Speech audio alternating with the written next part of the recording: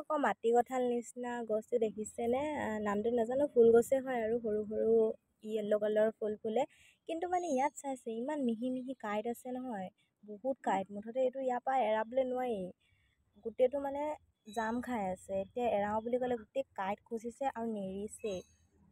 সেইটো কাৰণে মই লাগি আছোঁ যে এইটো এৰাই কিনে মই টাবত ৰুম বুলি, কিন্তু ইয়াত এৰিবলৈ নাম নলৈছে। আমাৰ ঘৰতে আছে বাৰু এইটো, চব কিমান ধুনীয়া দেখিবলৈ কাৰণে ধুনীয়া লাগিছে কিবা এটা। আৰু ফাইনেলি গাইজ যেনে তেনে দুটা উঘালি আনিলোঁ আৰু তাৰপৰা বহুত কষ্ট লাগিলে, গোটেই কাঁইট সোমালে হাতত।